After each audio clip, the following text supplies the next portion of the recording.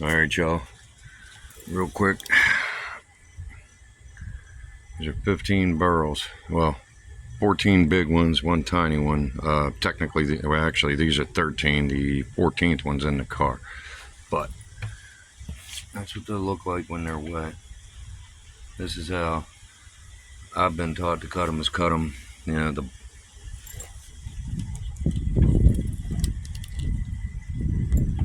trunk would be here, and you cut it off up next to the trunk. Now, give me a minute. I'll be right back.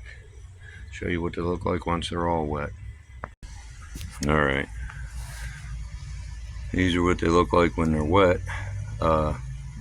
Some of them, you can, like these ones, I cut with a pack saw, like a backpack saw. That one, that one, that one there, that little one. The rest of these, I believe, yeah, the rest of these were all cut with a electric chainsaw. But look at this difference now. There we go.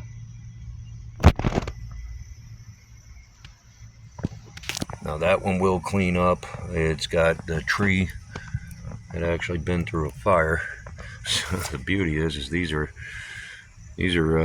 yeah, kiln dried, if you will, fire dried or fire hardened, either way.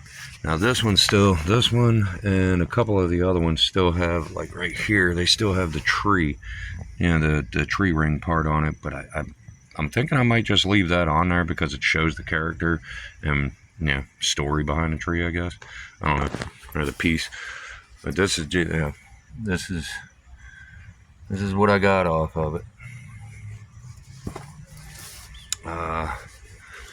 That piece, and that piece took me about 45 minutes with the pack saw. All these other ones, plus the one in the car, that took about a half an hour with a electric chainsaw and one of those Generac 1100, I guess it's 1100 watt pack, something like that. Anyway, I'm gonna stitch this video with the other video and I'll drop it later.